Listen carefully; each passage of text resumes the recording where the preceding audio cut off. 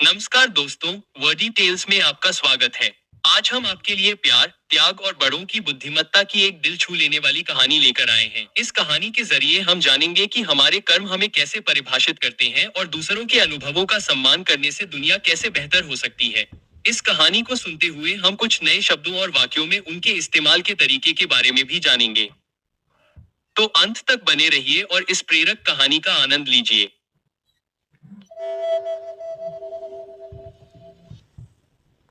एक समय की बात है, एक सुदूर गांव में ईशामु नाम का एक गरीब युवक रहता था।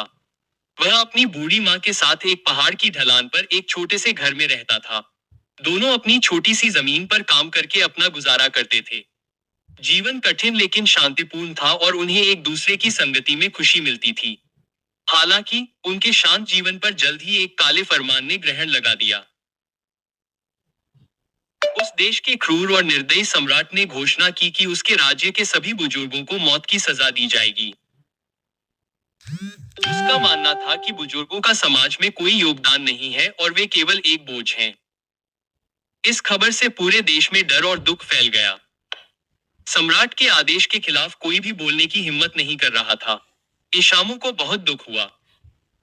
उसकी माँ ही उसकी दुनिया थी, उसका मार्गदर्शक जिसने हर सुख दुख में उसका साथ दिया था। माँ के प्यार और सम्राट के क्रूर आदेश के बीच फंसे ईशामु को एक असंभव विकल्प चुनना था। लेकिन उसके दिल ने उसके लिए फैसला कर लिया था। वह अपनी माँ को धोखा नहीं दे सकता था, चाहे परिणाम कुछ भी हो। उसकी जान उसके लिए एक निर्दयी सम्राट के प्रति उसकी निष्ठा से कहीं ज्यादा मायने रखती थी। अगली सुबह सम्राट के सैनिकों के आने से पहले ईशामु ने अपनी माँ को पहाड़ों पर ले जाने का फैसला किया।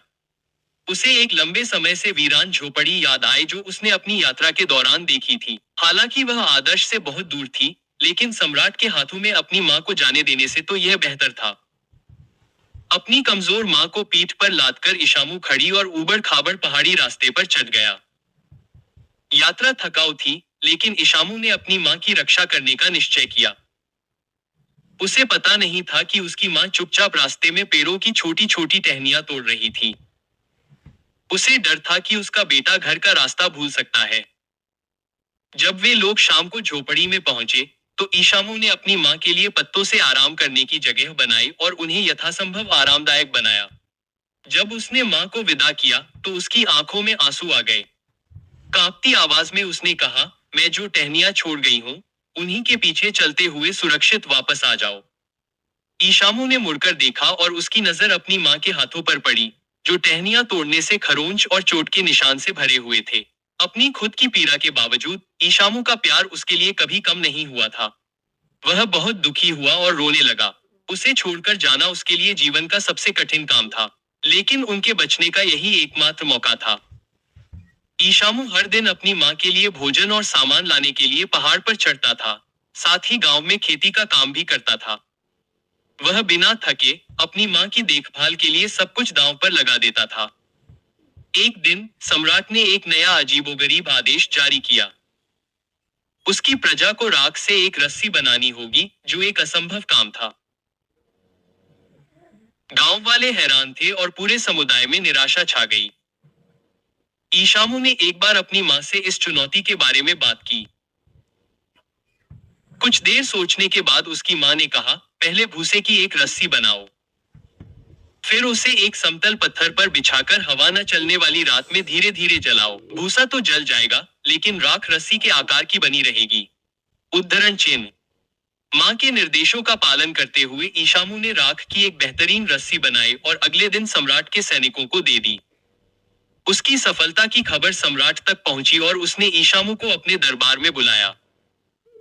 सम्राट ने उसकी इस अनोखी युक्ति से आश्चर्यचकित होकर पूछा, तुमने यह असंभव कार्य कैसे कर दिखाया? उसी क्षण ईशामु ने सच कबूल कर लिया। उसने बताया कि उसकी बुजुर्ग माँ ने ही उसे यह कार्य पूरा करने की बुद्धि दी थी और सम्राट के आदेश के बावजूद उसने उसे छिपा कर रखा था। सजा की उम्मीद में ईशामु ने सिर झुका लिया और सम्राट के फैसले का इंतजार करने लगा। लेकिन सम्राट गुस्से के बजाय द्रवित हो गया। ईशामु, अपनी माँ के लिए तुम्हारा प्यार मुझसे डरने से भी बढ़कर है। मुझे कभी लगता था कि बुजुर्ग बोझ होते हैं, लेकिन आज मैं देख रहा हूँ कि हम उनकी बुद्धि से कितना कुछ सीख सकते हैं। जो लोग अपने माता पिता का ख्याल रखते हैं, वे मेरे राज्य की सच्ची संपत्ति हैं।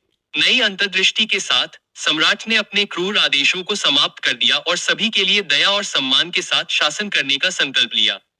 उन्होंने समाज में बुजुर्गों के अमूल्य योगदान को पहचानते हुए उनके सम्मान और समर्थन के लिए नीतियां बनाई। आज हमने इस कहानी के माध्यम से नए शब्द और वाक्य सीखे। याद रखें, नियमित रूप से अभ्यास करने पर अंग्रेजी सीखना मजेदार हो सकता है। इसलिए सुनते रहें, सीखते रहें और बढ़ते रहें।